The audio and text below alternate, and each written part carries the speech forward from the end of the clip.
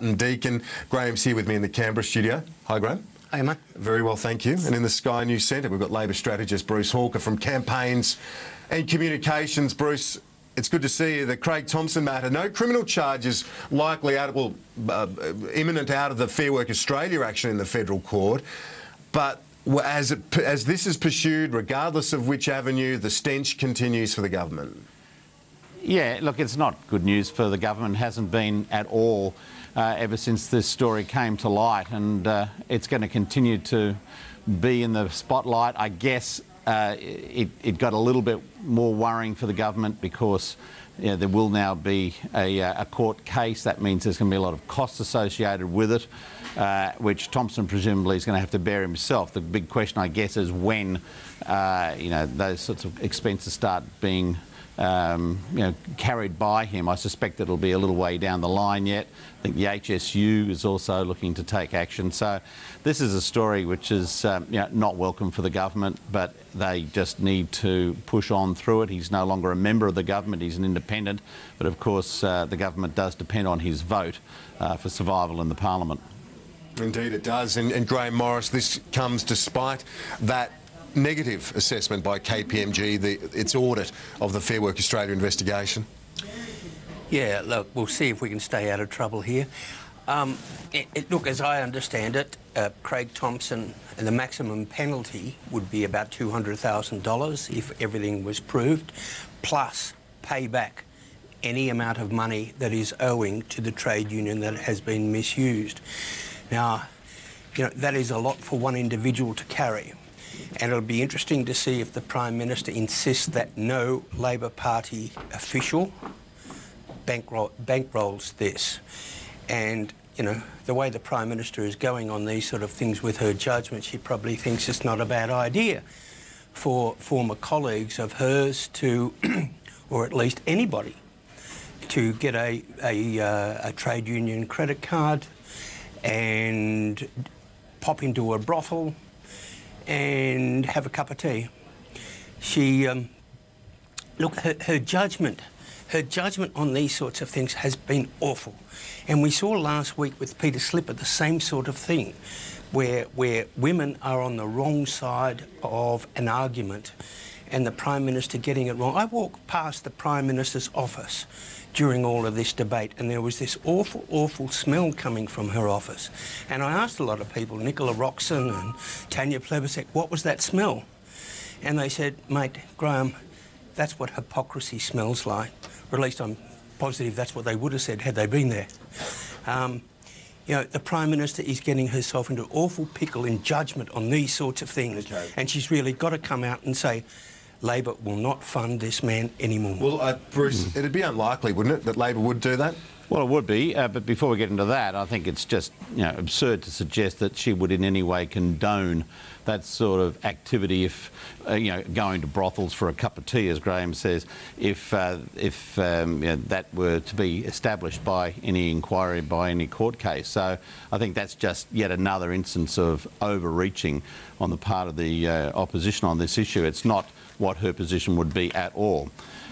On the other issue, though, I think it would be very difficult for people within the Labor Party to be providing substantial financial support for Craig Thompson just because of the notoriety that it would attract. And I think that's where the difficulty potentially lies for him in this latest stage in the court proceedings, because now expenses will start to flow to him, and I think it is hard to move.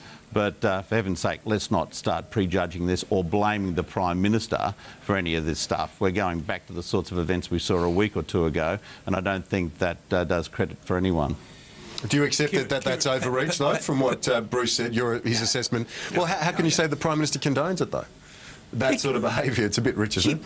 She put up with Craig Thompson for several years, knowing a lot of this stuff, and then she tut-tutted and got him to... Hey? An allegation. Oh, Where's due process in it all? Yeah. Well, look, for a long time there, she supported him, and then she decided it wasn't in her political interest, and then she shifted him sideways. Look, we should explain for the viewers why this cost thing is important.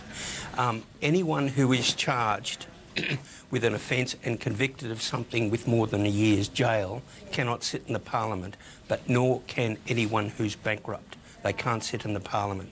This court case starts on December the 7th. December the 7th, a very important day.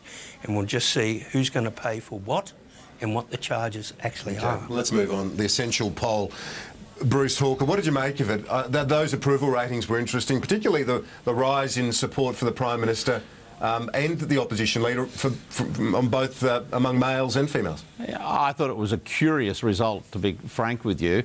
I mean, I think it's good that her support amongst males has increased. It's a little bit counterintuitive because you would expect that amongst men of a certain age, around about Graham's age, for example, there would be less enthusiasm for the Prime Minister and the position she took last week than amongst younger men and certainly amongst all women. So it is curious and it is interesting, but it is good news because it shows that her personal appeal continues to increase, and it's higher than that of Tony Abbott.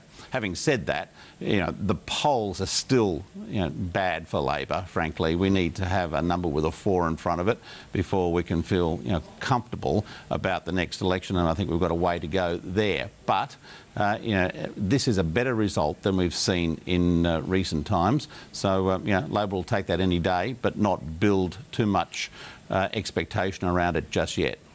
Graham, what do you think of the poll? Bruce's response to it, what do you make of it, and what impact will the gender wars have, do you think, the events of the last week, given what we've seen is a bit of a disconnect between the general analysis out of the press gallery, the mainstream media, and the online reaction?